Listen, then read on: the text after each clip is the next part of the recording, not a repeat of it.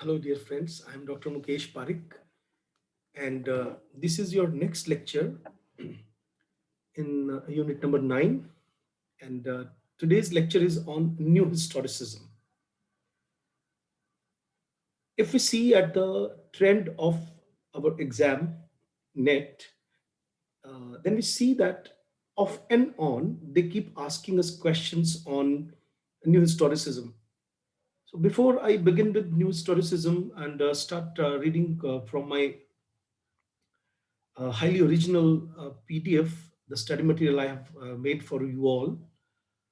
Let me talk about कि आप history से क्या समझते हैं और हिस्ट्री को न्यू हिस्टोरिसिज्म क्यों कहा गया है, इसका लिटरेरी थियोरी से क्या कनेक्शन है। ये कुछ क्वेश्चंस हैं जो हमारे माइंड में उठने चाहिए।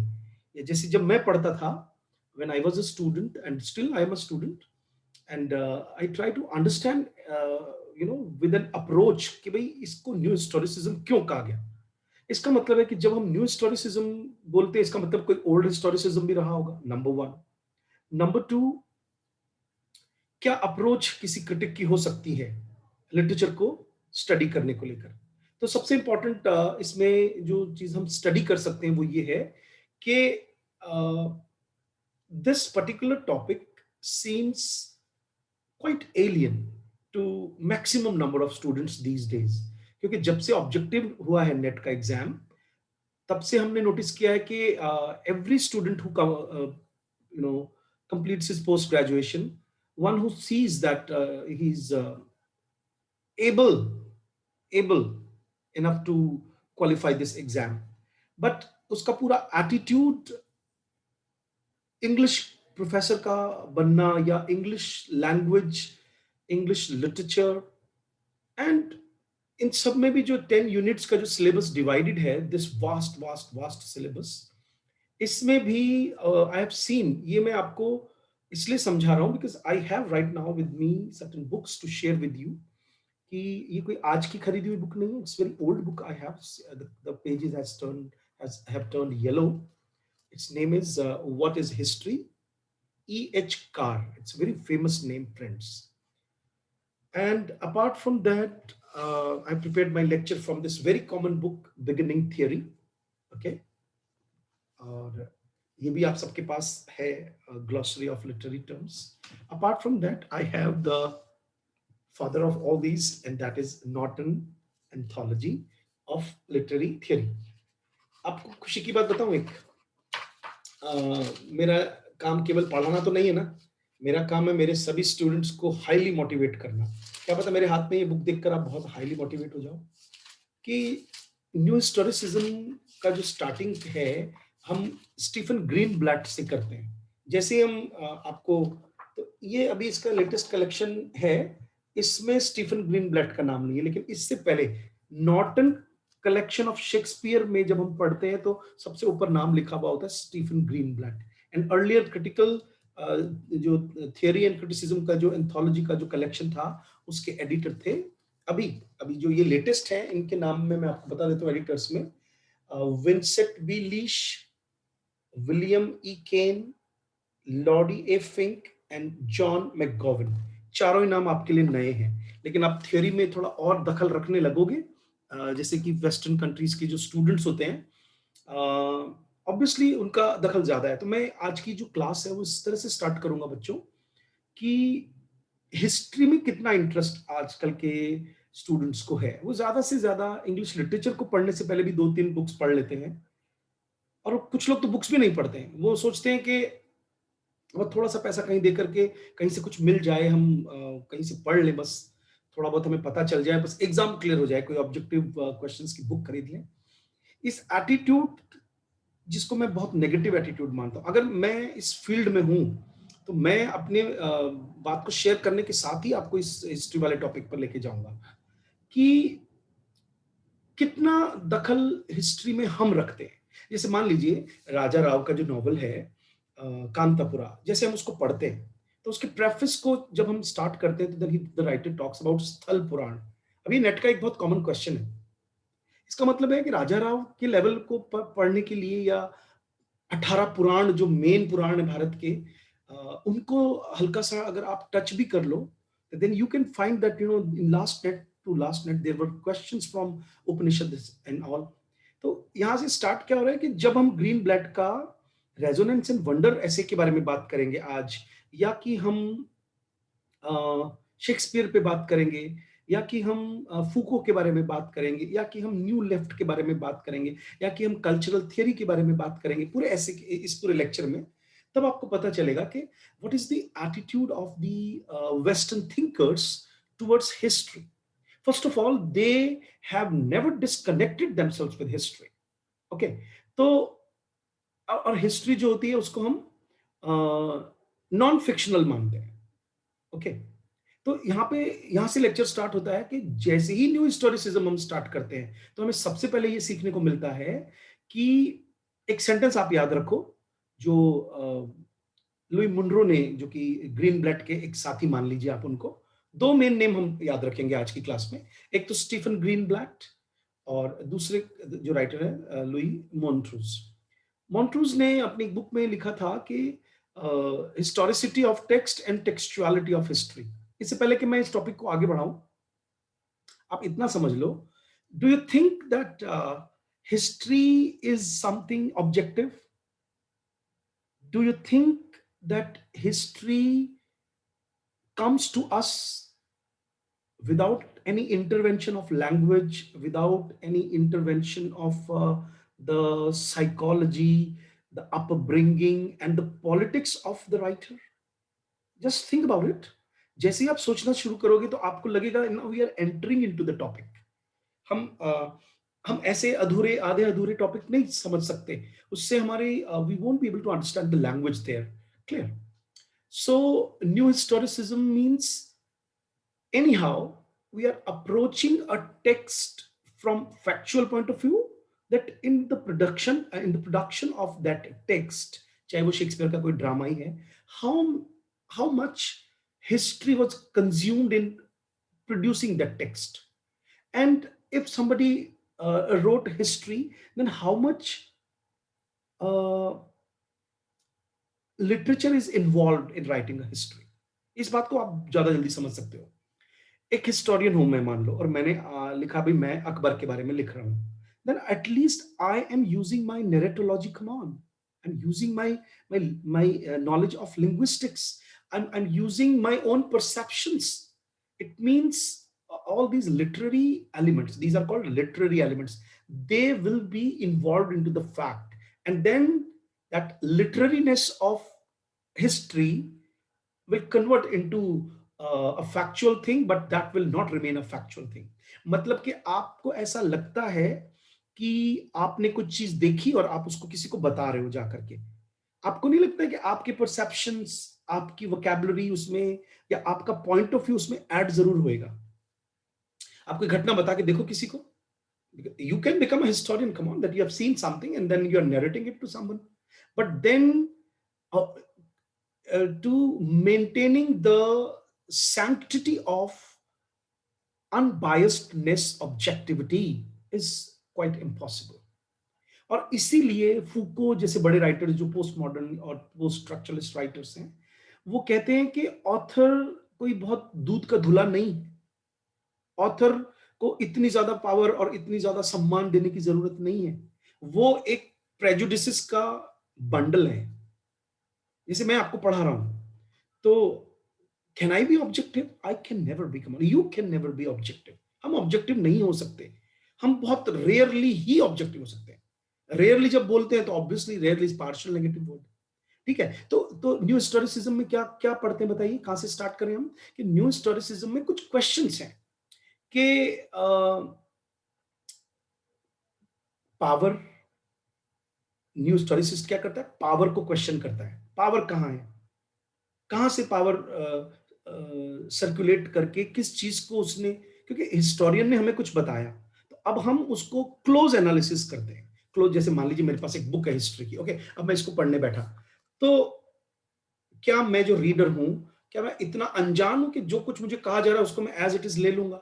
इसका मतलब है अगर मैं ले लूंगा तो इसका मतलब है कि इस हिस्टोरियन ने मेरे दिमाग में एक आइडिया घुसा दिया।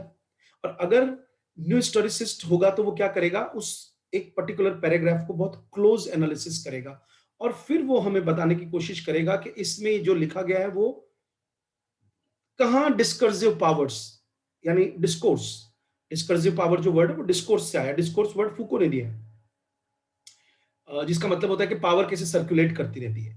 हर जगह पावर होती है, कैसे आप बैठ रहे हो, क्या आपका जेंडर है, कौन से शहर में रहते हो, क्या खाना खाते हो, कौन सी यूनिवर्सिटी में पढ़े हो, कौन सी लैंग्वेज को चूज किया है, क्या आपका कॉम्प्लेक्शन है, ये सब चीजें पावर से रिलेटेड है। फिर आपके सोच का नजरिया, आपकी आइडियोलॉजी, सब चीजें पावर से रिलेट कर, ये फुको ने हमें समझाया। अब जब हम न्यू हिस्टोरिसिज्म की बात करते हैं तो अब आते हैं क्वेश्चंस पे, क्योंकि कई स्टूडेंट ऐसे होते हैं उनको ऐसा लगता है कि ये क्या लेक्चर दे रहा है हमको, हमें फटाफट से उस जगह लेके जाए जहां से हमें क्वेश्चंस आएंगे। बिल्कुल घबराने की जरूरत नहीं है, मैं हूं ना। चलिए देखिए इधर, एक एक करके पॉइंट समझते जाएंगे आराम से। और किसी स्टूडेंट ने मुझे कहा था कि वो नहीं देख पा रही हैं, फॉन्ट थोड़ा छोटा है, तो मैंने आज इसको थोड़ा एनलार्ज करने की कोशिश की हल्का सा, जिससे कि मेरे स्टूडेंट्स को दिख जाए, कोई दिक्कत ना होगी। I'll be reading now and I'll be explaining the things to all of you friends.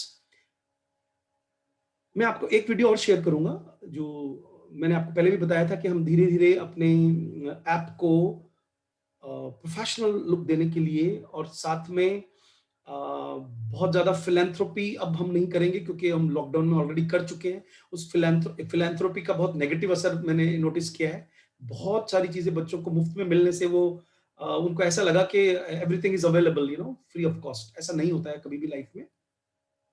तो हमने वो जो मेजर और बहुत हाई लेवल के जो लेक्चर्स थे, जो अब तक फ्री चल रहे थे मेरे यूट्यूब पे, हमने उनको अनलिस्टेड कर दिया है। और अब वो केवल हमारे जो ऐप के स्टूडेंट्स होंगे जो हमें पे करेंगे उन्हीं के लिए अवेलेबल रहेंगे। तो मेरा एक बहुत सिंसियर क्योंकि मेरे सारे वीडियोस में बहुत सिंसियरली बनाता हूँ। मुझे बहुत ज्यादा एडवर्टीजमेंट तो करना नहीं होता था उस वक्त जब मैं लॉकडाउन में बना रहा था। और उस वक्त मैं सोचता था कि चलो हेल्प कर देते हैं, बहुत सारे बच्चे बेचारे परेशान होंगे, क्योंकि अगर हेल्प कर देते तो अच्छी बात, अच्छा लगता था उस वक्त हमें। लेकिन अब लॉकडाउन खुल गया है, everything is normal now, so let us understand the politics of normality also. चलिए आगे बढ़ते हैं। न्यू हिस्टोरिसिज्म क्या है? It's a form of literary theory which AIIMS, तो मैं बता रहा था कि मैं एक वीडियो आपको और दूंगा जो पहले यूट्यूब पे था, अब वो अनलिस्टेड है और केवल आप लोगों के लिए अवेलेबल रहेगा, ठीक है। New historicism, a form of literary theory which aims to understand intellectual history through literature. Literature के अंदर भी एक हिस्ट्री होती है, उस इंटेलेक्चुअल हिस्ट्री को भी हम समझते हैं कि किसने कब लिखा। जैसे ट्रेडिशन एंड इंडिविजुअल टैलेंट में अगर मान लीजिए मैं 4 राइटर्स की लिस्ट बनाता हूं, तो वो इंटेलेक्चुअल हिस्ट्री है। इसका मतलब टेक्स्ट भी हिस्ट्री है, कहीं ना कहीं उसमें इंटरटेक्चुअलिटी शामिल है। एक राइटर ने कभी भी ये क्लेम नहीं कर सकता वो कि मैंने हर चीज खुद लिखी है। वो इतना ज्यादा सेल्फ आइसोलेटेडली सेल्फ डिपेंडेंट नहीं हो सकता, वो कहीं ना कहीं दूसरे टेक्स्ट पर डिपेंड करता है। इसका मतलब है इंटेलेक्चुअलिटी जो किसी टेक्स्ट में मौजूद है ना, उसकी भी एक हिस्ट्री है। Okay, through literature and literature through it's cultural context. और जो कल्चरल कॉन्टेक्स्ट होता है उसकी भी एक हिस्ट्री होती है। तो लिटरेचर जो बना है वो कल्चरल कॉन्टेक्स्ट से बना है। ओके। और स्टीफन ग्रीनब्लैट की एक बुक है Renaissance self fashioning. Self fashioning word आ गया है लेक्सिकॉन में।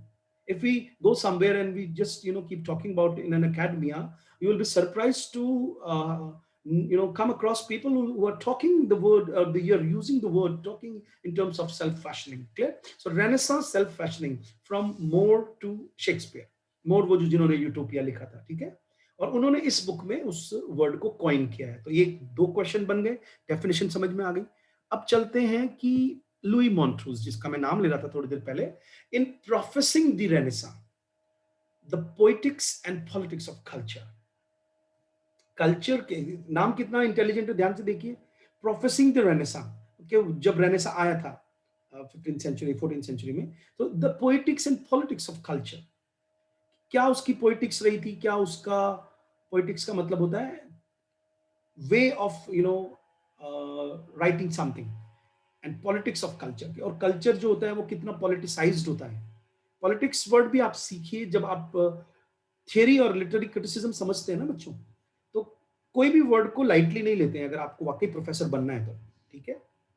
अगर स्कूल का टीचर भी बनना है फर्स्ट ग्रेड का, तो ऐसा होना चाहिए टीचर, बहुत थ्राइविंग नॉलेज वाला, ताकि वो आगे हमारे देश को तरक्की करवा सके, क्योंकि जो बच्चा सीखेगा आपसे उसको भी नॉलेज मिले। अब जैसे पॉलिटिक्स वर्ड पे मुझे बोलना है थोड़ी देर आपके लिए। पॉलिटिक्स का मतलब होता है,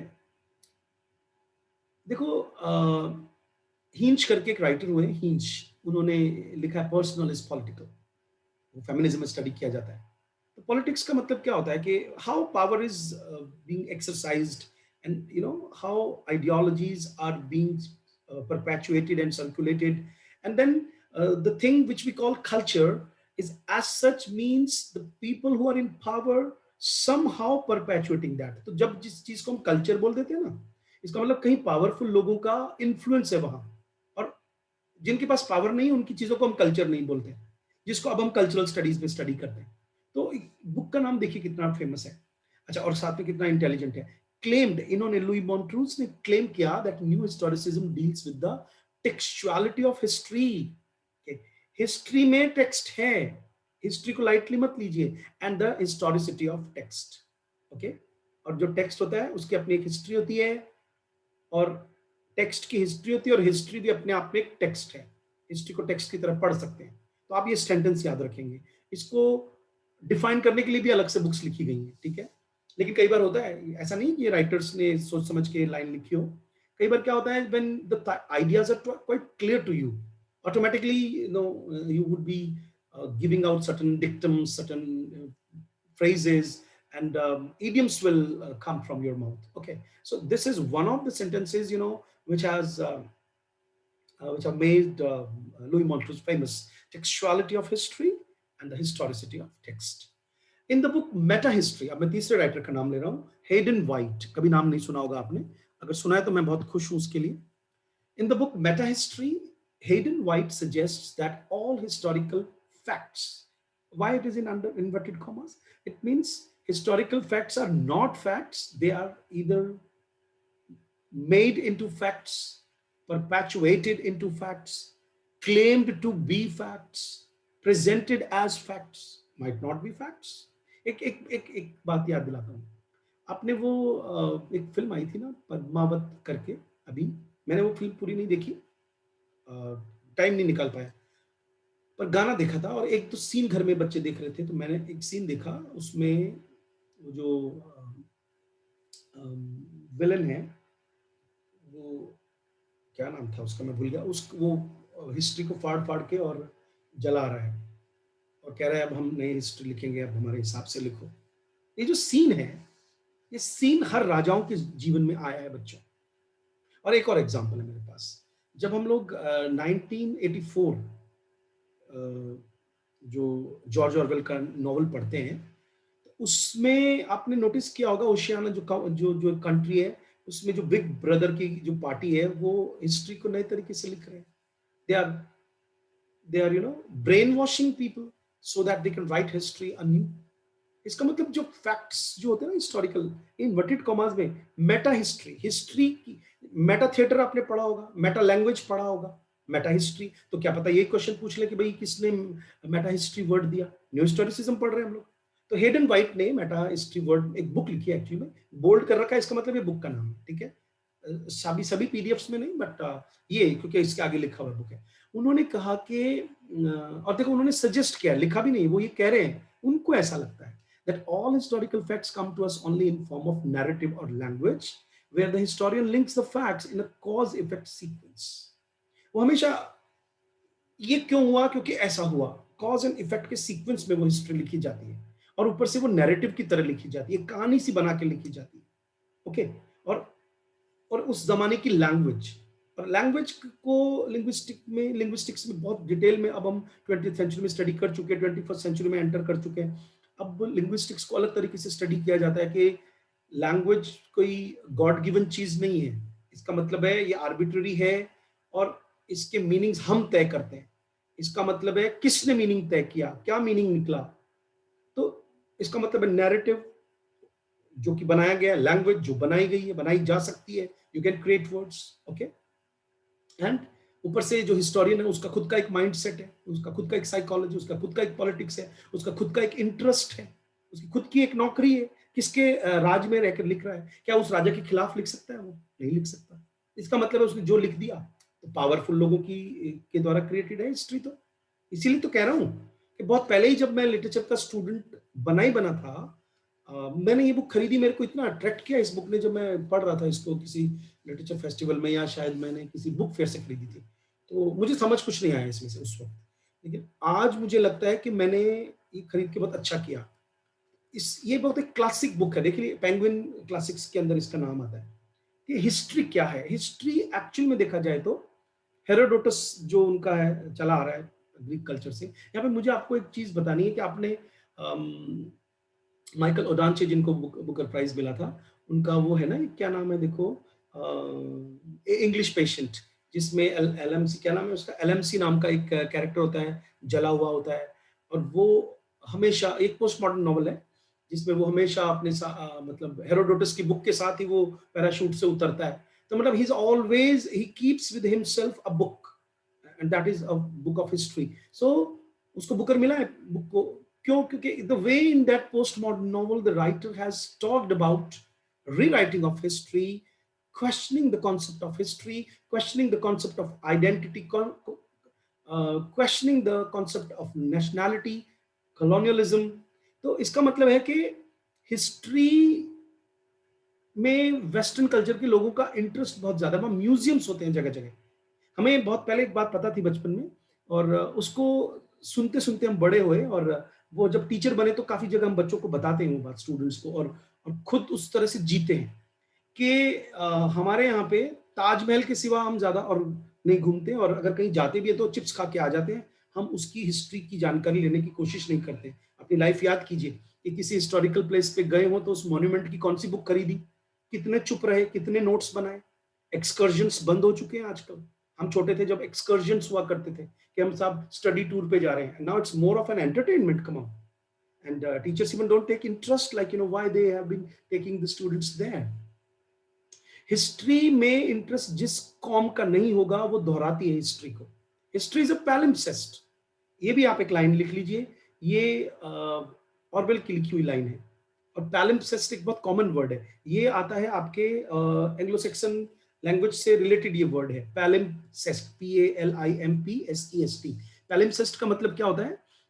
जैसे जैसे जैसे मान लो बोर्ड है, और मैंने इस पे कुछ लिखा और फिर मिटा करके दूसरा दोबारा कुछ लिखा, कुछ पिछला रह जाता है लिखा हुआ, और उसके ऊपर हम दोबारा लिखते हैं। तो इस वर्ड से ही तो आप लोग हाईली ब्रिलियंट स्टूडेंट्स जो लेक्चर सुन रहे हैं, ब्रिलियंट बच्चे हो आप देखते समझ जाओगे, सुनते कि सर क्या कहना चाह रहे हैं। इसका मतलब है कि हिस्ट्री को इरेज करके फिर लिखा जाता है, फिर इरेज करके जैसा जैसा आदमी आता जाता है उसकी पावर के अकॉर्डिंग वो फिर से हिस्ट्री को हम क्रिएट करते हैं। समझ में आ रहा है मैं क्या कह रहा हूँ? इसका मतलब ये एक जरा सा पैराग्राफ नहीं है, इसमें ये सारा आइडिया समझ में आया तो आपको न्यू हिस्टोरिसिज्म समझ में आ जाएगा। ठीक है, लेक्चर लंबा होने दो, कोई बात नहीं। The hierarchy of the narrative is not dependent on the facts but on historians' interpretation and evaluation. है ना? ये हिस्टोरियन का इंटरप्रिटेशन है। ये जो भी हायरार्की वो क्रिएट करता है, उसके इवैल्यूएशन है, उसके वो फैक्ट को कैसे देख रहा है, ठीक है? जो उसको सही लगता है, उसकी लैंग्वेज में फिट बैठ रहा है क्या? उसके परसेप्शन में फिट बैठ रहा है क्या? ठीक है? New historicism following Hayden White's formulations proposes that history is always written with the historian's present context and with its need in mind. Historian की भी एक नीड होती है, राजा को खुश करना नीड हो सकती है, बुक बिक जाए ये नीड हो सकती है, बुक सुंदर लगे, बुक ज्यादा बड़ी ना हो। सोच के देखो, जैसे हम कई बार ऐसा करते हैं कि अब जैसे मान लीजिए मैं अभी वीडियो बना रहा हूँ, मान लो मैं ये सोचूं कि नहीं नहीं ज्यादा बड़ी हो जाएगी वीडियो, ये PDF ज्यादा बड़ी हो जाएगी, बच्चों को प्रिंट आउट निकालने में प्रॉब्लम आएगी, या मान लीजिए बच्चों को इसको पढ़ने में दिक्कत होगी फोन पर, डाउनलोडेबल नहीं है जिनकी उस हिसाब से फीस है मतलब। तो अब ये हम भी करते हैं कई बार। अब इसका मतलब ये हुआ कि नीड के हिसाब से चीजें क्रिएट हुई, है ना? और फिर पर्सनल इंटरेस्ट के हिसाब से भी, वो इंटरेस्ट उधर वाले का भी हो सकता है, इधर वाले का भी हो सकता है। इंटरेस्ट समझ रहे हो? सो न्यू हिस्टोरिसिज्म जो मैंने समझाई दिया आपको, all history writing is about interpreting the past for the sake of the present. ये लाइन बहुत फेमस है। न्यू हिस्टोरिसिज्म मतलब, इसका मतलब तो समझ में आ गया होगा आपको कि जो भी हिस्ट्री राइटिंग है, it's all about interpreting the past for the sake of the present. Present की कुछ नीड होती है। म्यूजियम आपने खोला, म्यूजियम में आप चीज ऐसे भी तो रख सकते हो। कितने इंडियंस म्यूजियम जाते जरा बताओ, कितने ritualistically, ड्यूटीफुली and canonically and curriculum point of view, from curriculum point of view, they visit museums, they don't visit. मैंने खुद जयपुर में हमारे बहुत बड़ा म्यूजियम है, मैंने कितनी बार स्टूडेंट्स को कहा है कि भाई प्री रेफेलाइट पेंटिंग वहां लगी हुई है, जाके देख लो एक बार बस। पर उनको लगता है कि कौन देखने जाए, इंटरनेट पे देख लेंगे ना। They don't want to you know pass through that resonance and wonder of which Greenblatt talks about.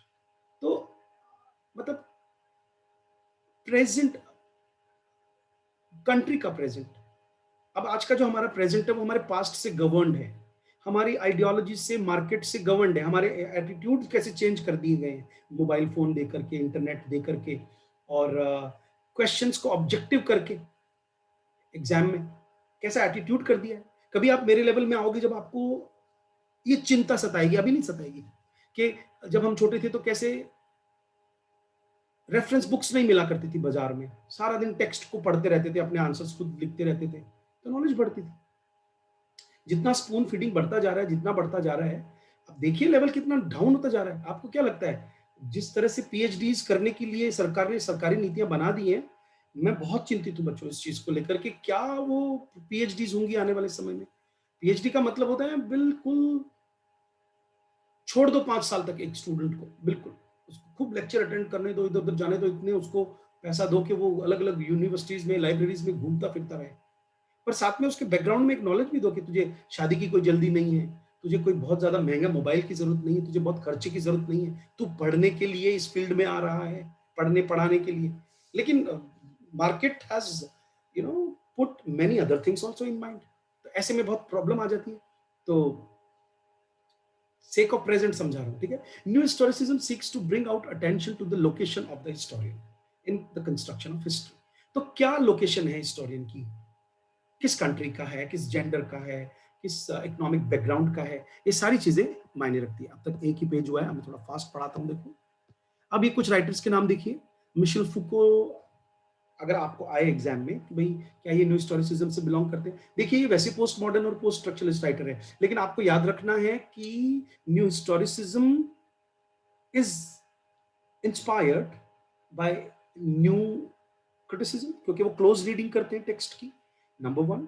थोड़ा सा बड़ा पैराडॉक्सिकल लगेगा, देखो अगर आप चीजों को 2 2 4 की तरह रट लोगे तो मेरी बातें समझ में नहीं आएंगी, और फिर वहां एग्जाम में क्वेश्चन भी समझ में नहीं आएगा, तो क्वेश्चन भी प्रोफेसर ही बना रहे हैं। मैं कह रहा हूँ न्यू हिस्टोरिसिज्म जब मैंने पढ़ाया था, न्यू क्रिटिसिज्म सॉरी, तो मैंने कहा था कि न्यू जो क्रिटिसिज्म है वो हिस्ट्री की ओर ध्यान नहीं देता, बायोग्राफी की ओर ध्यान नहीं देता है। और अभी मैं कह रहा हूँ कि न्यू हिस्टोरिसिज्म न्यू क्रिटिसिज्म से प्रभावित है, तो इसका मतलब ध्यान से सुनो, वो टेक्स्ट को क्लोज रीडिंग करके ऑब्जेक्टिवली स्टडी करते हैं कि नहीं करते। तो यहाँ पे केवल टेक्स्ट की रीडिंग को, उस हिस्ट्री का कोई टेक्स्ट या कोई और लिटरेचर की बुक है उसके टेक्स्ट को क्लोज रीडिंग करने के लिए ये वहां से मदद लेते हैं। इसका मतलब है they are informed of new criticism. Okay, दूसरा ये डिकंस्ट्रक्शनिज्म और पोस्ट स्ट्रक्चरलिज्म से भी प्रभावित है, क्योंकि सेंटर को नहीं मानते। ये कहते हैं कि जिसने हिस्ट्री लिख करके दे दी उसका पॉइंट ऑफ व्यू फाइनल है, ऐसा हम नहीं मानते। हम लैंग्वेज की जो प्ले है, लैंग्वेज के अंदर जो सिग्निफायर और सिग्निफाइड का प्ले है, उसके अकॉर्डिंग मीनिंग कहाँ है, हम इसको स्टडी करेंगे, हम कोशिश करेंगे कि वो क्या है मीनिंग, ठीक है। और डिस्टेबलाइज करने की कोशिश करते हैं ऑलरेडी स्टेबल चीज को, इसलिए वो पोस्ट स्ट्रक्चरलिस्ट भी हो सकता है, वो पोस्ट मॉडर्न हो सकता है, क्योंकि पोस्ट मॉडर्न कभी भी एस्टैब्लिश्ड ट्रुथ को नहीं मानता, बस ये याद रखना है। और 2 3 बार ये लेक्चर सुनोगे ढंग से तो आपको बहुत सारी चीजें क्लियर हो जाएंगी, ठीक है।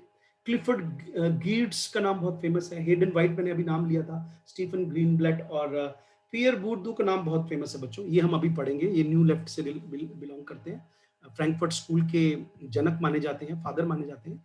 In his short article Resonance and Wonder, Stephen Greenblatt explores two of the most central concepts that informs a museum goer's experience, resonance and wonder। अब मैं ये पूरा डिटेल में आपको नहीं समझा सकता क्योंकि मैं पहले ज्यादा बोल गया। ये आर्टिकल एग्जाम में आया हुआ है, आप पुराने पेपर उठा के देखिए, रेजोनेंस एंड वंडर पूछा गया है। अब अगर आप रेजोनेंस एंड वंडर नहीं पढ़ोगे, मेरे पास खुशखबरी है कि मेरे पास इस बुक में रेजोनेंस एंड वंडर है, और और मैंने आपको पढ़ाने से पहले एक बार फिर से इसको पढ़ लिया, but because of the पॉसिटी of time I can't discuss. आप सिर्फ, मैंने आपको कुछ पॉइंट्स दे दिए, आप उसको पढ़ लीजिएगा। हल्का सा डिस्कस कर लेता हूँ कि जब हम म्यूजियम में जाते हैं, मैंने ये लेक्चर ऑलरेडी दे दिया है कि हम म्यूजियम नहीं जाते, ओके। हम म्यूजियम में जाके चीज़ों को डिस्कस नहीं करते, और अगर जाते भी हैं तो मुझे दुख है कि वो अलग तरीके से नोटिस किया है कि हम केवल केवल एंटरटेनमेंट के लिए जा रहे हैं। लेकिन वहाँ पे एक रेजोनेटिंग एटमॉस्फेयर जो क्रिएट होता है किसी आर्टिफैक्ट, पुराने हिस्ट्री की चीज को देख करके। एक लाल रंग की टोपी के बारे में बात कर रहे हैं इस ऐसे में, वो सबसे पहले यहाँ से स्टार्ट होता है, ऐसे, ठीक है। और फिर वो टोपी एक बहुत बड़े कैंटरबरी के जो बिशप होते थे उनकी थी, और फिर कहते हैं कि बाद में वो टोपी शायद किसी ड्रामा कंपनी ने खरीद ली, तो ड्रामा कंपनी में भी पहनी गई, और फिर उसके साथ बहुत सारी हिस्ट्री एसोसिएटेड थी उस ऑब्जेक्ट के साथ। ओके, समझ में आ रहा है? फिर कैसे लोग उसको डिस्कस करते हैं आपस में, उनका कल्चर अलग है ना। वो हिस्ट्री और लाइब्रेरी, मैंने कहा ना, म्यूजियम लाइब्रेरी गली गली में है वहाँ। फिर वंडर, फिर उस आर्टिफैक्ट को बिल्कुल बुटीक लाइट्स लगा लगा करके बहुत अलग तरीके से रख करके उसको वंडर क्रिएट किया जाता है, ठीक है। तो फिर वंडर रेजोनेंस क्रिएट करता है, रेजोनेंस वंडर क्रिएट करता है। ऐसे करके इन्होंने हिस्ट्री को एक्सप्लोर करने की कोशिश की है कि हिस्ट्री हमारे अंदर कितने सारे रिस्पॉन्स क्रिएट कर देती है, और हम उस हिस्ट्री को नए नजर से देखने लगते हैं। इस ऐसे में ये डिस्कशन हुआ है, मतलब, ठीक है। तो मैं इसको अब कर नहीं सकता क्योंकि I have already informed the summary of this essay, but अब आते हैं, उन्होंने वंडर और रेजोनेंस की डेफिनेशन दी है, पेज नंबर 2-3 पे मैंने इनको अच्छी तरह से लिख दिया है। एक लाइन में आपके लिए पढ़ देता हूँ।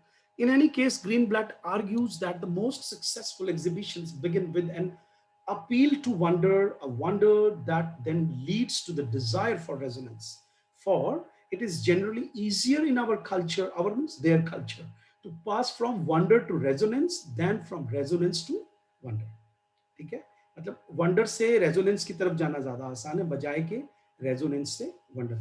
आपको बस ये लाइन याद रखनी है, अगर आपको बहुत डिटेल में नहीं जाना या आपको टाइम की कमी लगती है, आप केवल इसको पढ़ लीजिएगा। अब आते हैं, let us talk about some more thoughts which I have collected, और गूगल ट्रांसलेटर को यूज करके, टाइप कर करके मैंने किसी तरह से इनको लिखा है, and I have taken, as I already have told you, all of these books, you know, so that I can help you out.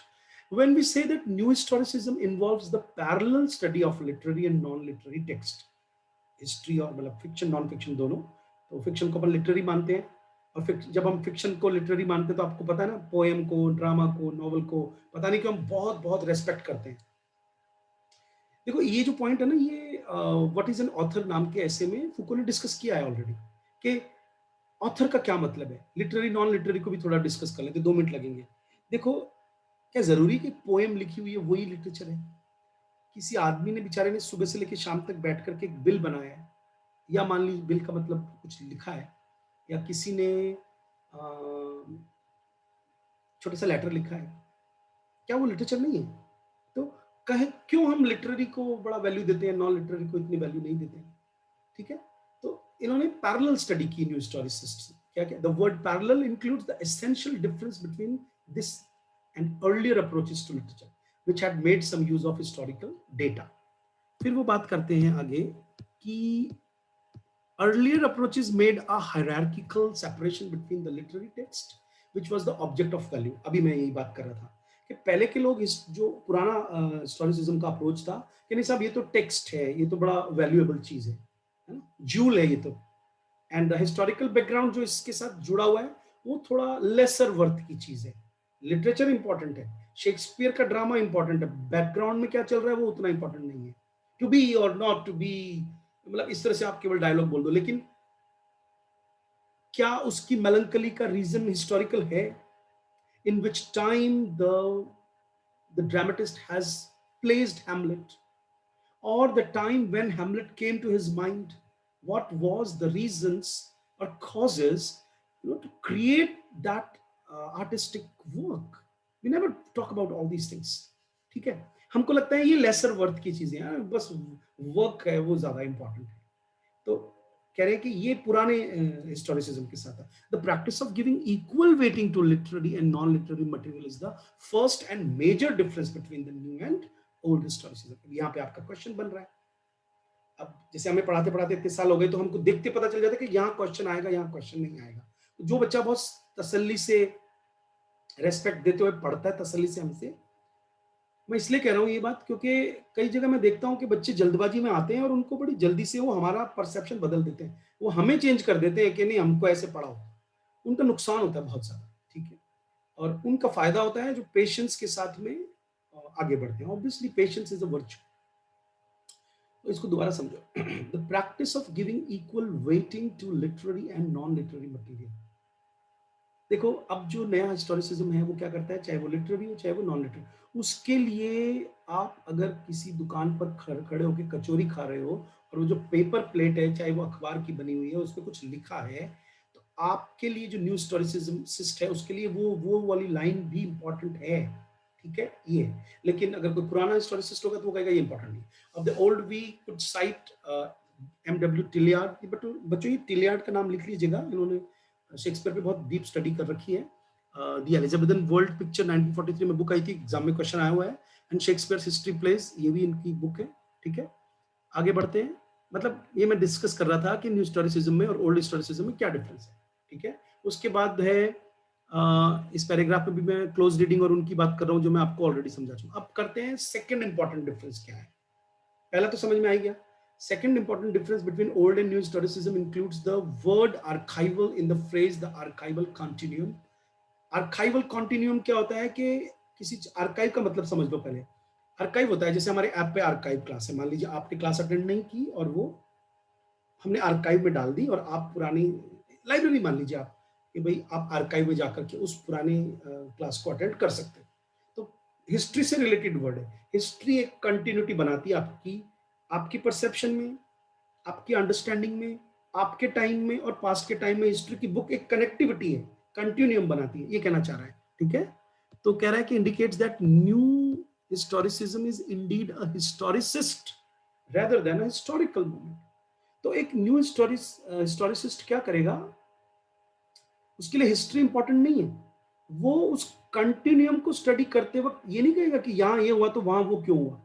तो दो नए वर्ड आप सीख रहे हो, हिस्टोरिसिस्ट एंड हिस्टोरिकल। हिस्टोरिकल का मतलब क्या होता है, क्रोनोलॉजिकल। वो क्रोनोलॉजी की बात नहीं करता है, उसके लिए केवल हिस्ट्री को एक टेक्स्ट मान करके उसका एनालिसिस करना मेन है उसका काम, ठीक है। मतलब वो इंटरेस्टेड है हिस्ट्री को as recorded document, as a text, इसीलिए उसको हिस्टोरिसिस्ट कहा गया है। ये क्वेश्चन आपको बन सकता है, ठीक है। फिर उसके बाद में आपको पढ़ना है, मैं थोड़ा सा आपको और पढ़ देता हूं। New historicism accepts Derrida's view that there is nothing outside the text. तभी तो डेरिडा ने कहा था डिकंस्ट्रक्शनिज्म में कि भाई सिग्निफायर और सिग्निफाइड का आर्बिट्रेरी जो कनेक्शन है, जो सॉजर से चला आ रहा है, जो कॉन्सेप्ट, उनके बीच में जो कनेक्शन है और वो जो डिफरेंस है, उससे मीनिंग कहीं आसपास होता है, फिक्स नहीं है वो, लेकिन टेक्स्ट के बाहर नहीं है। जो कुछ मिलेगा यही मिलेगा। तो न्यू हिस्टोरिसिस्ट भी यही सोचता है कि जो कुछ मिलेगा यही मिलेगा, चाहे वो हिस्ट्री सही। लेकिन हो सकता है, हमें एग्जांपल दूं आपको एक, जैसे मिडसमर्स नाइट ड्रीम पे एक आर्टिकल इस बुक में दे रखा है, आप थोड़ा पढ़िएगा इसको।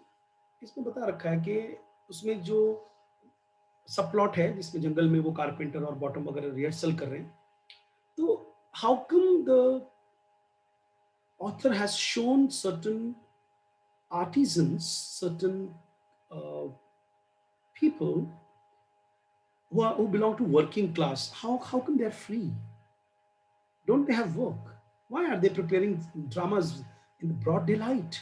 And then they are searching a place somewhere in the liminal space. Liminal space का मतलब होता है outside the civilization, जंगल की तरफ, where again some, आप ध्यान से देखिए शेक्सपियर के प्लेस कितने तरीके से हम स्टडी कर सकते हैं।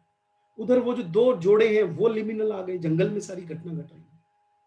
तो क्या कारण है, कैसे क्या ऐसा तो नहीं वो बेरोजगार हैं जो राजा के लिए ड्रामा तैयार कर रहे हैं? सोच के देखो, हम करते हैं क्या किसी के लिए तैयार? मुझे कोई कहे कि भाई बर्थडे सेलिब्रेट करो, तो मैं सोचूंगा मेरी क्लासेस ले लूं पहले, मैं, मेरे पास टाइम नहीं है। सोच के देखो। इसीलिए आपको ये भी समझ में आ जाएगा कि जितने भी आंदोलन होते हैं उनमें कौन फंडिंग कहाँ से आ रही है। कई बार ऑब्जेक्शनेबल सेंटेंस बोल दिया मैंने, बट ठीक है, अपने अपने विचार हैं, आप अपने रखिए, मैं अपने रखता हूँ। तो आप लेकिन जब इंटेलिजेंट बनेंगे तो आप सबसे पहले इन सब चीजों की तरफ ध्यान देंगे, आपका माइंड धीरे धीरे ब्रॉड होने लगेगा। और फिर आप एजुकेशन ले ही किस लिए रहे हो? केवल नौकरी के लिए एजुकेशन थोड़ी ले रहे हो आप लोग। नौकरी के लिए लेने वालों को एजुकेशन मिलती भी नहीं है। Knowledge comes but wisdom lingers, Tennyson ने कहा है कि आपको एक सूक्ष्म एब्स्ट्रैक्ट नॉलेज होगा एक दिन, तब आपको बहुत सारी चीजें समझाने की जरूरत नहीं पड़ेगी। Then you will be, enlightened professors will be writing articles. You will not be jumping to the bandwagon, in writing your comments on Twitter. And I've never come across, professors writing comments like that. I have been part and parcel of the community of professors. I've never come across. So, समझाना क्या चाह रहा हूँ, समझ में आ रहा है? Nothing outside text. जो कुछ है वही है. Okay. So, in the special sense that everything about the past is only available to us in textualized form. अच्छा, एक चीज हमारे पास हिस्ट्री से आई टेक्स्ट के फॉर्म में, तो वो वैसे ही थ्राइस प्रोसेस्ड है। फर्स्ट थ्रू द आइडियोलॉजी और outlook for discursive practices of its own time.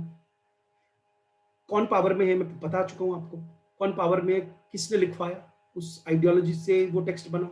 दूसरा, वो छन करके आया हमारे पास, वो घटना एज इट इज नहीं आई। देन दूसरा, थ्रू दोज ऑफ आर्ट्स, हमारे समय में। एक उदाहरण एक और देता हूं आपको। एक ना राधिका सांत्वनम बुक है, जो तंजावुर कोट के जो राजा थे विजयनगर के, वहां के राजा की एक कोटिजन थी, मुद्दू पलानी उसका नाम था। और के ललिता एंड सूजी थारू की जो बुक है इंडिजीनियस फेमिनिज्म को लेकर के, उसमें ये बुक का नाम आता है, हो सकता है आपके नेट में क्वेश्चन भी आ जाए। तो राधिका सांत्वना, मतलब हिंदी में बोलो तो राधिका की सांत्वना, तमिल में हो जाएगा राधिका सांत्वनम। मुद्दू पुलानी राइटर का नाम है। कोटिजन थी, एक तरह से नाचने गाने वाली राजा के दरबार में, बट कोटिजन्स होती थी बहुत qualified, highly artistic aesthetic sense वाली औरतें। उसने फीमेल पॉइंट ऑफ व्यू से राधा को सेक्स डिमांड करते हुए दिखाया कृष्ण से। मतलब वो कृष्ण की बॉडी को डिस्क्राइब कर रही है, जैसे हमारी हिंदी फिल्मों में मेल फीमेल की बॉडी को की एस्थेटिसिज्म को डिस्कस करता है। उसमें थोड़ा इन्वर्टेड व्यू दिखाया कि जो राधा है वो कृष्ण के थाइस का, उनके पैरों का, उनके वक्ष स्थल का, इनको इनकी ब्यूटी बता रही है। तो क्यों नहीं बता सकती? लेकिन वो बुक उस वक्त तक तो फेमस थी, लेकिन जो विक्टोरियन एटीट्यूड लिए हुए अंग्रेज थे ना, उन्होंने इसको बैन कर दिया। तो अब बताइए, वो जो हिस्ट्री का डॉक्यूमेंट था वो हम तक नहीं पहुंचा, बड़ी मुश्किल से बुक रिकवर हुई है। और सुजी थारू और के ललिता को थैंक्स है कि उन्होंने ऐसे कई इंडिजीनियस फेमिनिज्म की बुक्स का पता लगाया and they have written a collection. Net में क्वेश्चन आ सकता है, थोड़ा स्टडी कर लेना आप। तो क्या बता रहा हूं मैं आपको कि हमारे समय में वो टेक्स्ट कैसे हम तक पहुंचा, पहुंचा भी है या बहुत सारे टेक्स्ट गायब हो गए, है ना? तो जो पहुंचा है वो क्यों पहुंचा, जरूर उसको आने दिया गया होगा, इसका मतलब है वो किसी के अल्टीरियर मोटिव्स को हर्ट नहीं कर रहा होगा। सोच के देखो। Finally through the distorting web of language itself. और लास्ट में वेब ऑफ लैंग्वेज, लैंग्वेज भी एक चेंज होते रहने वाली चीज है, वो जाल है, उसमें न जाने कितने सारे मीनिंग बदलते रहते हैं। उनको क्रॉस करते हुए बुक हम तक पहुंची है, या वो टेक्स्ट या वो हिस्ट्री हम तक पहुंची है, तो वो तो काफी ज्यादा प्रोसेस्ड होके पहुंची है। इसका मतलब है कि अगर हम क्लोज रीडिंग करके एनालिसिस नहीं करेंगे तो क्या हम हिस्ट्री जान सकते हैं? हम नहीं जान सकते। इसका मतलब वो हिस्ट्री नहीं है, वो केवल एक टेक्स्ट है, वो एक लिटरेचर है, नैरेटिव है, जिसको ऑथर ने अपने पॉइंट ऑफ व्यू से लिखा है। इसका मतलब है हम हिस्ट्री को नहीं जान सकते, कोशिश कर सकते हैं। ठीक है? So we can say that the textual record of the past in new historicism is the influence of the deconstructionism. वो उसको ब्रेक करते हैं कि ये वो है ही नहीं जो चाहिए हमें। अब हम पूछते हैं कि what new historicists do. New historicists क्या क्या करते हैं? पहला, first they juxtapose literary and non literary text. मैं समझा चुका हूं, reading the former in the light of the latter, मतलब लिटरेरी टेक्स्ट को नॉन लिटरेरी की लाइट में पढ़ते हैं, एंड वाइस वर्सा। समझ में आ रहा है? मतलब कि जैसे मिडसमर्स नाइट ड्रीम है, तो उसको इंग्लैंड के उस समय के, क्योंकि मैं एक और बात बता रहा था कि जिस वक्त ये प्ले परफॉर्म हुआ ना, मिडसमर्स नाइट ड्रीम, उस वक्त अकाल भी पड़ा था, ब्रेड बहुत महंगी हो गई थी, इसका मतलब बाकायदा लोगों के पास काम नहीं होगा। सोच के देखो, ये सब उसमें पढ़ा है मैंने बुक में, तो उससे पता चलता है कि ये लोग जब हिस्ट्री और उस समय के डॉक्यूमेंट्स और उनको स्टडी करते हैं, तो क्लोज कनेक्शंस निकल के आते हैं, और फिर उनको पता चलता है कि किसी लिटरेरी टेक्स्ट में भी हिस्ट्री हो सकती है, अगर आप एनालिसिस करो तो। जैसे आज किसी ने कुछ लिखा, आज किसी ने कुछ लिखा और कई सदियों बाद उसको पढ़ा जाए, तो जो थोड़ी बहुत थ्योरीज इंटेलिजेंस और इमेजिनेशन यूज करने पर हो सकता है कि किसी को ये पता चले कि किस टाइम में वर्क लिखा गया होगा, जबकि उसने हर तरीके से वर्क को ढकने की कोशिश की हो, या आज की लैंग्वेज और उस वक्त की लैंग्वेज में काफी डिफरेंस हो गया और वो समझ नहीं पा रहे हो काफी चीजों को, फिर भी इंटेलिजेंस लगा करके और हम समझ सकते हैं कि उस समय किस टाइप का समाज होगा, क्या इकोनॉमिक कंडीशंस होंगी, क्या राजा की सिचुएशन होगी, वगैरह वगैरह। थैंक गॉड काफी आगे पहुंच गए हम लोग। सेकंड है, पहला समझ में आ गया लिटरेरी और नॉन लिटरेरी वाला। सेकंड, दे ट्राई, द लिखा हुआ है पे दे होना चाहिए, they try thereby to defamiliarise the canonical literary text. जो कैनोनिकल होता है, कैनोनिकल का मतलब जो सिलेबस में रखा जाता है, जिसको इंपॉर्टेंट माना जाता है, उसे बोलते हैं कैनोनिकल। ओके, उसको वो डिफेमिलराइज करने की कोशिश करते हैं। डिफेमिलराइज जो वर्ड है ये भी आपको मालूम होना चाहिए, इसका मतलब होता है उसको थोड़ा एस्ट्रेंज्ड कर देते हैं, उतना कॉमन नहीं रहने देते हैं। ओके, वो ऐसे लगता है जैसे हम कोई नई चीज पढ़ रहे हो। ठीक है, डे टू डे लाइफ को ही तो पर्दे पर देखते हैं फिल्म में, लेकिन वो डिफेमिलराइज करके दिखाते हैं, सुंदर सुंदर चेहरे दिखा देते हैं, वो सब चीजें जो लाइट डाल करके वंडर क्रिएट करके हमें दिखा देते हैं, तो वो हमारी वो फेमिलियर चीजें नहीं रहती हैं, वो लगता है कुछ और ही चीज है। तो वो क्या करते हैं, they try to defamiliarise the canonical literary text. उस कैनोनिकल लिटरेरी टेक्स्ट को वो नई लाइट में दिखाते हैं, उसको डिटैच कर देते हैं from the account accumulated weight of previous literary scholarships and seeing it as it if new। एक बुक पर या एक शेक्सपियर के प्ले पर 10 लोगों ने आर्टिकल लिख रखे हैं, लेकिन वो इस तरह से पढ़ेंगे जैसे कि वो कहेंगे कि नहीं, इन 10 लोगों ने कुछ नहीं लिखा, हम जो लिख रहे हैं वही सबसे नया लिख रहे हैं। इसको कहते हैं सेकंड पॉइंट, मतलब ये बताना चाह रहा है सेकंड पॉइंट। थर्ड है, they focus attention with in both text and context, जो मैं अभी डिस्कस कर रहा था, यार टेक्स्ट के पीछे कोई ना कोई कॉन्टेक्स्ट है, इसके बिना टेक्स्ट निकल के नहीं आया। On issues of state power and how it is maintained on patriarchal structures. अब जब ये सारी चीजें वो स्टडी करेंगे, आपने कभी इतना डिटेल में नहीं पढ़ा होगा, जैसे होमोसेक्सुअल जो लोग होते हैं, क्वेयर थ्योरी में जब हम पढ़ाते हैं तो एक दो वर्ड्स आते हैं कि जैसे दो मेल पार्टनर्स हैं, तो उसमें एक मेल बनता है और एक फीमेल बनता है, तो जो फीमेल बनता है उसको बॉटम कहा जाता है। और आप देखिए मिडसमर्स नाइट ड्रीम में कैरेक्टर का नाम बॉटम है। अब इसका क्या मतलब है कि कहाँ, और वो बड़ी इरेशनल बातें करता है। तो होमोसेक्सुअल और क्वेयर थ्योरी के पॉइंट ऑफ व्यू से जब उस प्ले को पढ़ते हैं, तो एक नई चीज सामने आती है, उसमें पेट्रियार्की इज लूमिंग लार्ज। फिर उसमें कौन सी माइथोलॉजिकल स्टोरीज ली गई हैं, उसमें आपको मालूम होना चाहिए कि उन्होंने ओविडियन टेल्स लिए। अब मैं इतना डिटेल में तो नहीं जा रहा, पर क्या पता कोई स्टूडेंट ज्यादा नॉलेजेबल बन जाए लेक्चर सुन के। ओविड जो है, आपको पता है कि टेड ह्यूज को ओविड की टेल्स के लिए नोबेल प्राइज मिला था। वो वायलेंस दिखाते हैं, हॉरर दिखाते हैं, रिवेंज दिखाते हैं। तो उस प्ले में कहाँ ओवरटोन्स हैं ऐसी जिसमें वो स्टेट पावर को न्यूट्रलाइज कर रहा है शेक्सपियर, पता ही नहीं चलता अगर हम केवल एंटरटेनमेंट के लिए प्ले को पढ़ेंगे तो। And how it maintain on patriarchal structures and their perpetuation and on the process of colonisation. उसी प्ले में कॉलोनाइजेशन की भी थीम है, कैसे लड़की को भागना पड़ रहा है अपने फादर की इच्छा से शादी नहीं करने की वजह से उसी प्ले के अंदर। ठीक है, कैसे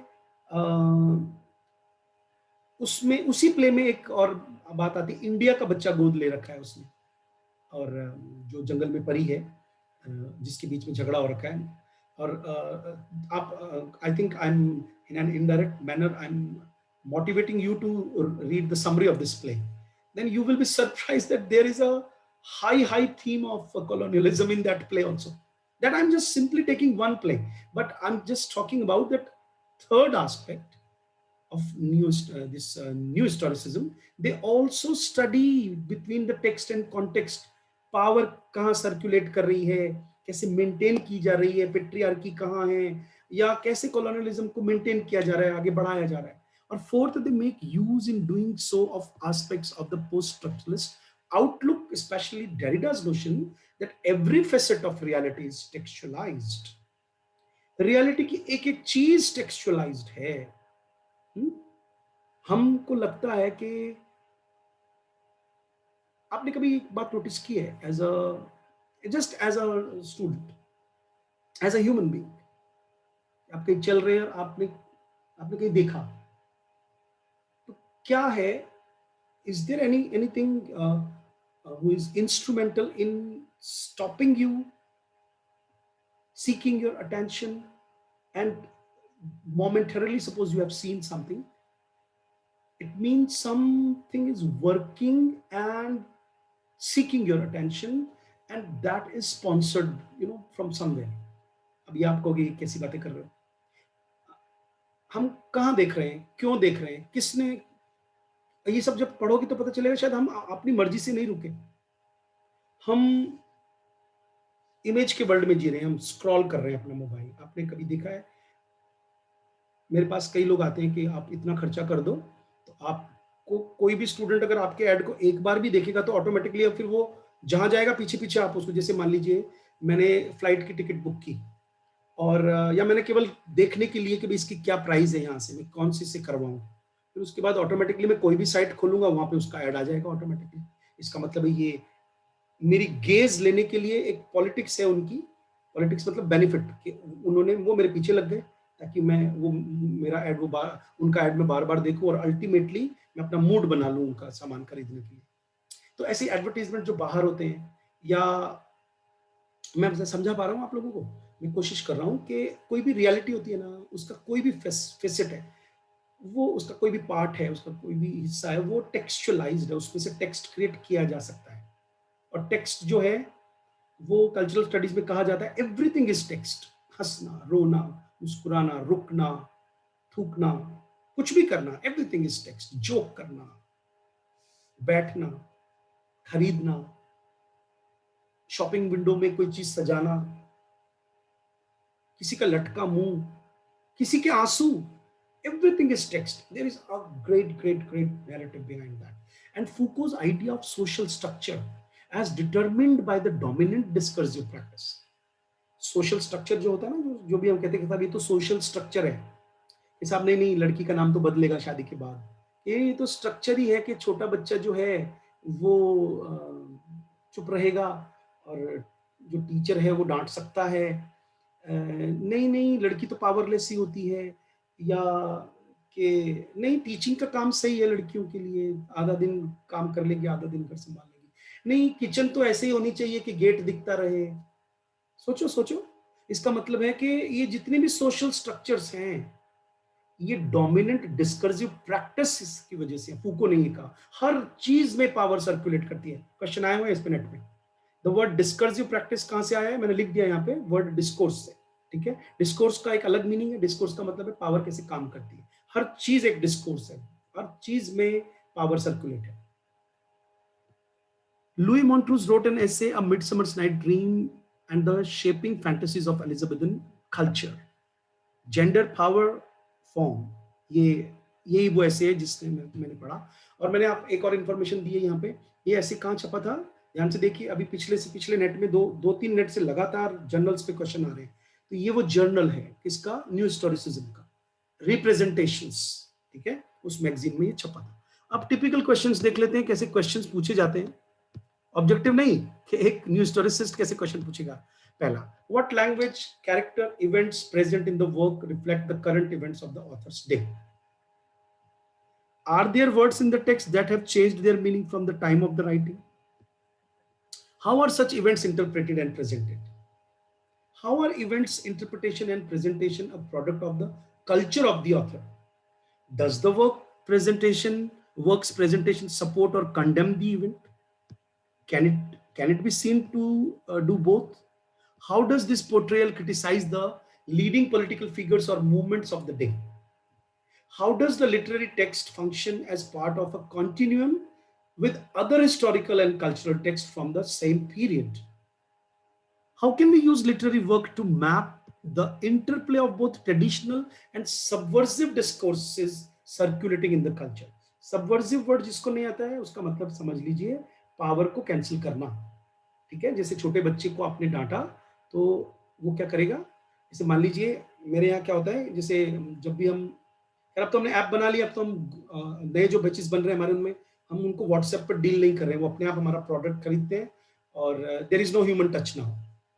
बट जब पहले जो पुराने बैचेस थे जिनमें मैंने ह्यूमन टच रखा, तो मैंने देखा कि किसी बात को लेकर के मुझे किसी और स्टूडेंट से पता चला कि वो ग्रुप में टीचर की बुराई करते हैं बुरी तरह से, और मैक्सिमम स्टूडेंट के दो चेहरे हैं। I was surprised, but it's okay, चलता है। इसका मतलब क्या हुआ कि उसने मुझे स्क्रीनशॉट भी भेजे और मैं मुझे सब स्टूडेंट का पता चल गया कि अच्छा ये बच्चा जो इतना नमस्ते नमस्ते करता रहता है या हाथ जोड़ता रहता है, चीजें मांगता रहता है, पीडीएफ्स मांगता रहता है, वो ऐसी बातें भी करता है। It's okay.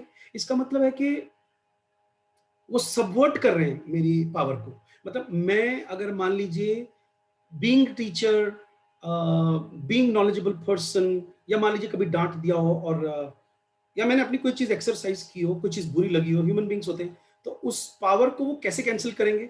या तो वो डायरेक्ट मेरे को कुछ बोलेंगे, डायरेक्ट बोलने से एक डेकोरम खराब होता है, तो वो क्या करते हैं, पीछे से भड़ास निकालते हैं। अब पीछे से भड़ास तो हम सभी निकालते हैं, नहीं निकालते क्या बताओ? इसका मतलब है कि सबवर्सिव एक स्टैंस है। छोटे बच्चे को डांटा तो वो आपके सामने पावर की वजह से बोलेगा नहीं, लेकिन पीछे से जा कैसे करेंगे? सोच के देखो। इसका मतलब है कि वो सबवर्सिव डिस्कोर्सेज है। अब how can we use a literary work to map the interplay of both traditional and subversive? देखो, सबवर्सिव थोड़ा और समझाता हूँ।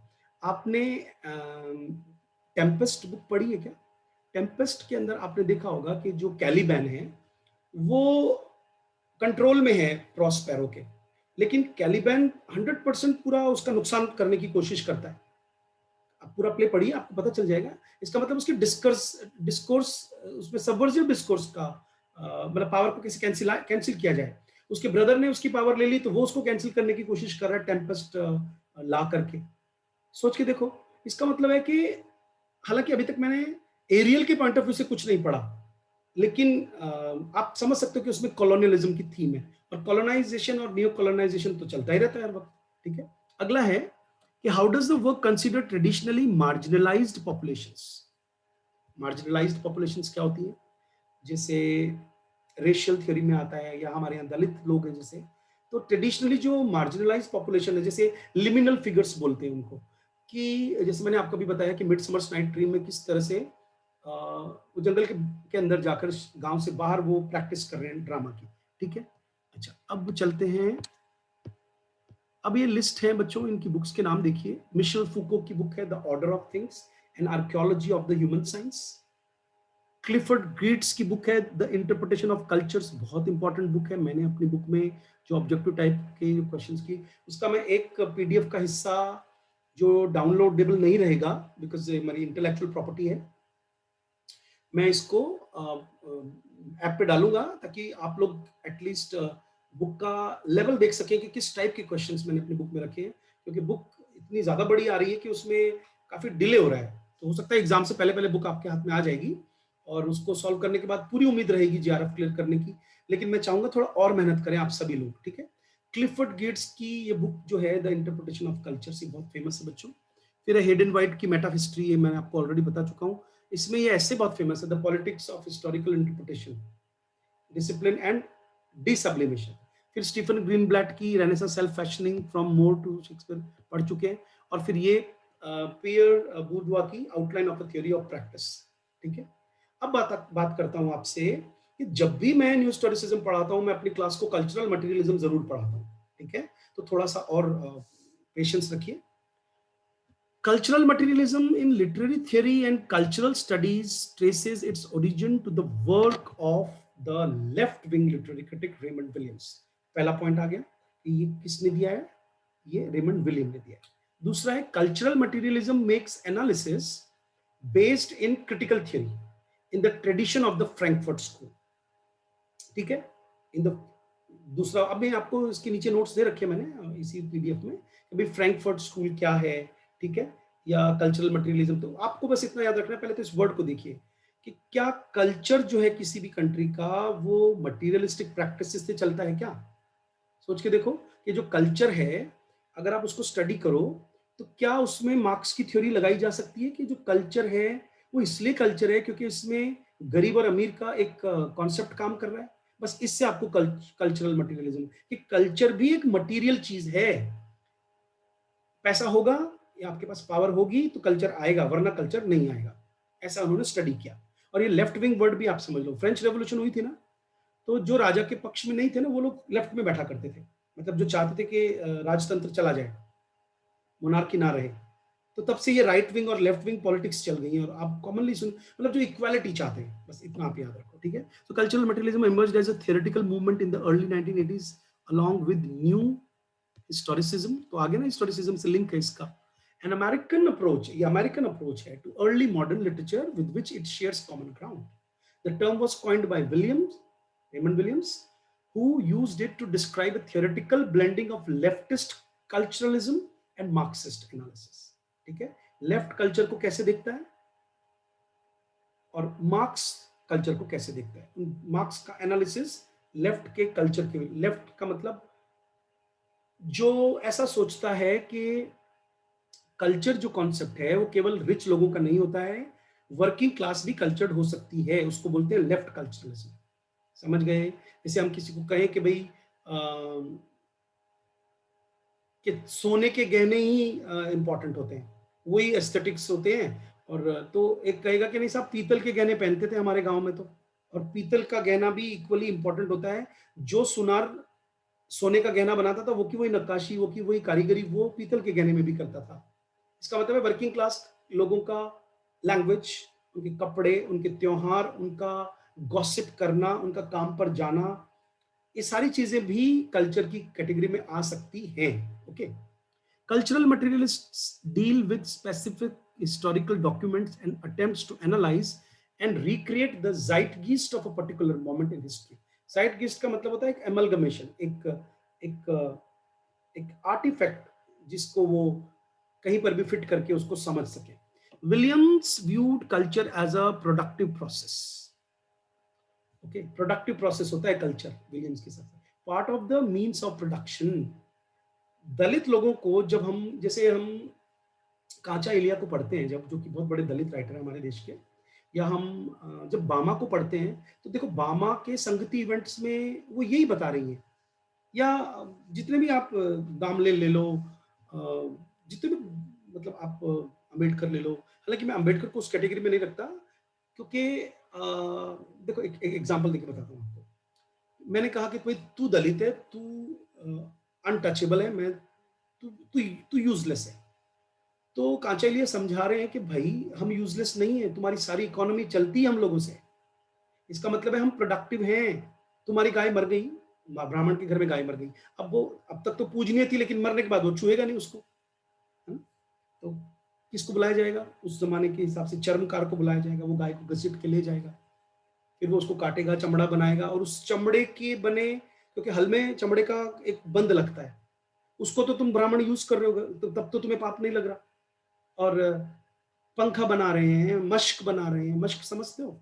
उस जमाने में क्या होता था, they didn't have plastic and all, okay, so they used to make carry bags, bigger carry bags of either very hard cloth and leather bags, जिसमें पानी भर के लाया जाता।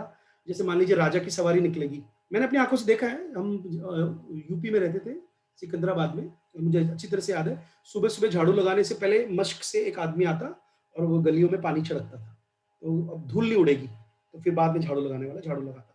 मैंने अपनी आंखों से देखा है। तो अगर मैंने नहीं देखता, मान लो आपकी उम्र का ही होता, तो शायद मैं भी सोचता पता नहीं क्या बता रहे हैं सर। तो गांव में देखा है मैंने कि भाई गांव का जो सबसे बड़ा ठाकुर जा रहा है, तो उसके आगे आगे पहले पानी का छिड़काव किया जाएगा, नहीं तो उसके जूते खराब हो जाएंगे, उसको हो सकता है धूल उड़े उसके ऊपर। तो ये सब किया जाता था पहले। इसका मतलब है कि वो प्रोडक्टिव हैं, तो उनके कल्चर में भी ऐसा ही माना जाता है कि भाई वहां पे भी क्लास थी, हाई एंड लो। तो cultural materialism often identifies what he calls residual, emergent and oppositional cultural elements. इसको दोबारा पढ़ाता हूँ आपको। Williams viewed culture as a productive process, part of the means of production, and cultural materialism often identifies what he calls residual. समझ में आ जाएगा आपको। Following in the tradition of Herbert Marcuse, Antonio Gramsci, and others, cultural materialists extend the class-based analysis of traditional Marxism जिसको new Marxism यानी new Marxism भी बोलते हैं, by means of an additional focus on the marginalised. समझ गए? जो लोग भी मार्जिनल फिगर्स हैं उनके ऊपर ये स्पेशल अटेंशन पे करते हैं। दो नाम मैंने नहीं बोले, एंटोनियो ग्रामची जिन्होंने हेजेमनी का कॉन्सेप्ट दिया, और हर्बर्ट मार्क्यूज जो फ्रैंकफर्ट स्कूल के मेजर थिंकर हैं। Cultural materialist analyze the process by which hegemonic forces in society appropriate canonical and historically important text। Hegemony का मतलब क्या होता है? हेजेमनी का मतलब होता है कि जिसके ऊपर, जैसे मैं गरीब हूं और मैं राजा को वोट डालना नहीं चाहता हूं, लेकिन राजा कुछ ऐसी सिचुएशन क्रिएट करेगा कि मैं खुद ही सोचूंगा कि अगर मैंने वोट नहीं डाला तो मैं पाप कर रहा हूं। मतलब मेरे से मेरी इच्छा के विरुद्ध मेरी पावर ले लेना, उसको बोलते हैं हेजेमनी।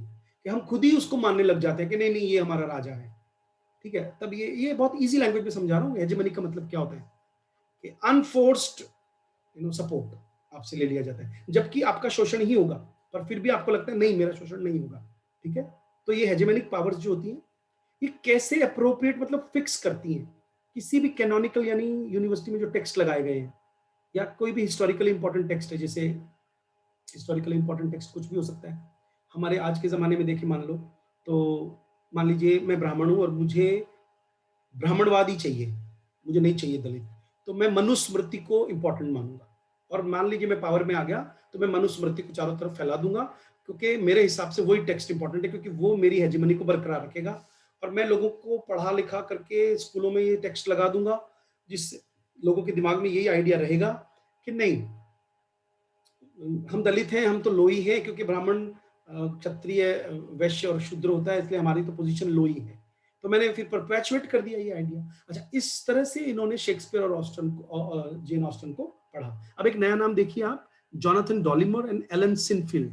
ये पॉलिटिकल शेक्सपियर एक बुक, बहुत फेमस बुक है बच्चों, एग्जाम में क्वेश्चन आया हुआ है।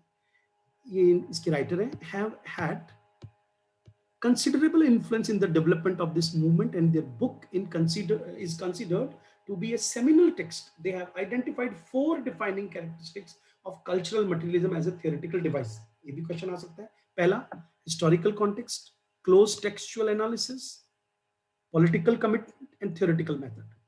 Cultural materialists seek to draw attention to the processes being employed by contemporary power structures, such as the church, the state of the academy, to disseminate ideology, जो मैं आपको already पढ़ा चुका हूँ कि भाई चर्च का मतलब यहाँ पे मंदिर ले लो, है ना, कोई स्टेट को एकेडमी, मतलब डिसेमिनेट का मतलब फैलाना, कि किस तरह से पावर को हम फैला सकते हैं। To do this, they explore a text's historical context and its political implication, and then through close textual analysis note the dominant hegemonic positions। तो फिर उस टेक्स्ट को पढ़ करके वो बताते हैं कि कहाँ पर यहाँ पे पावर एक्सरसाइज की जा रही है, मतलब उसका, उस कल्चरल डॉक्यूमेंट का हेजेमनी स्टडी करते हैं, उसकी पॉलिटिक्स स्टडी करते हैं। They identify possibilities for the rejection and और सबवर्जन ऑफ दैट पोजीशन। फिर वो ये देखते हैं कि उस टेक्स्ट में कौन सबवर्ट कर रहा है, कौन पावर को कैंसिल करने की कोशिश कर रहा है, कौन पावर को रिजेक्ट कर रहा है, कैसे कर रहा है। जैसे औरतें गीत गा रही हैं शादी का, काहे को काहे को ब्याहे विदेश, अरे लखिया बाबुल मोरे काहे को। अब ये बहुत फेमस गाना है, उमराव जान में आता है, रेखा वाली उमराव जान में, कि भाई काहे को ब्याहे विदेश, अरे लखिया बाबुल मोरे। अमीर खुसरो का लिखा हुआ है। अमीर खुसरो उस जमाने में जब जब फेमिनिज्म कोई जानता नहीं था, वेस्टर्न कल्चर में भी आपको मालूम है, ये मेरे ख्याल से 16-17 सेंचुरी में अमीर खुसरो हुए हैं, 17 या 18 में। तो अब वो औरतों के मुंह से निकलवा रहे हैं, अब गीत गाया जाता है शादी में, कि विदाई का गीत है कि भाई मुझे क्यों विदेश ब्याह रहा है, भैया को देने महल दो मैले, हमको दिनों परदेश, अरे लखिया बाबुल मोरे। रेटोरिकल क्वेश्चंस पूछ रही है। तो इसका मतलब है कि she is rejecting this hegemony. Being a woman, she has been culturally brought up in such a manner that she has internalized certain essentialist practices, which she considers like, oh, I'm a woman, I have to go to the other house. But then this common uh, practice, which is partial, makes her ask this question। तो ऐसे ही हर जगह पर जहां पर भी hegemony है, power है, तो जो पावरलेस है, मार्जिनलाइज्ड फिगर्स है, वो क्वेश्चन पूछते हैं, और वो हिस्ट्री का कोई भी डॉक्यूमेंट हो सकता है, ठीक है। तो इस चीज को कल्चरल मटेरियलिस्ट टेक्स्ट में ढूंढने की कोशिश करते हैं। ब्रिटिश क्रिटिक ग्रैहम होल्डरनेस, नाम लिख लीजिएगा, defines cultural materialism as a politicised form of historiography. Cultural materialism भी एक तरह की हिस्टीरियोग्राफी ही है, वो हिस्ट्री को ही लिख रहे हैं या स्टडी कर रहे हैं, लेकिन पॉलिटिकल पॉइंट ऑफ व्यू से स्टडी कर रहे हैं, ठीक है। Through it's insistence on the importance of an engagement with issues of gender, sexuality, race, and class, cultural materialism has had a significant impact on the field of literary studies, especially in Britain. Cultural materialists have found the area of Renaissance studies particularly receptive to this type of analysis. Traditional humanist readings often eschewed consideration of the oppressed and marginalized in textual readings. जो traditional humanist readings होती हैं वो क्या करती हैं, कोई भी operation है, मार्जिनलाइजेशन है गरीब लोगों का, लिमिनल लोगों का, पावरलेस लोगों का, तो उसको स्टडी करते हैं। वेयर एज कल्चरल मटेरियलिस्ट क्या करते हैं, routinely consider such groups in their engagement with literary text, thus opening new avenues of approach to issues of representation. Literary theory और criticism में कल्चरल मटेरियलिस्ट क्या करते हैं, इनको नए तरीके से प्रस्तुत करके और इनको सब्जेक्टिव पोजीशंस देने की कोशिश करते हैं। फिर जो अभी जो वर्ड्स आए, मैंने इनकी डेफिनेशंस दी है कि भाई लेफ्ट विंग पॉलिटिक्स क्या होती है, मैंने समझा दिया था आपको। फिर फ्रैंकफर्ट स्कूल क्या है, क्रिटिकल थ्योरी का स्कूल है, जो जर्मनी के अंदर जो शहर है फ्रैंकफर्ट, वहां पे था, और उसमें Max Horkheimer, Theodor Adorno, Erich Fromm and Herbert Marcuse जो है वो बड़े इंपॉर्टेंट राइटर्स हैं, ठीक है। तो this is all about today's lecture. It was a big lecture, इसको सुनिएगा 2 बार आप, और जितनी भी बातें मैंने एक्स्ट्रा कही हैं वो उसके साथ जुड़ी हुई हैं, उनको समझने की कोशिश कीजिएगा। That's it for today. Thank you so much. Thanks for your patience.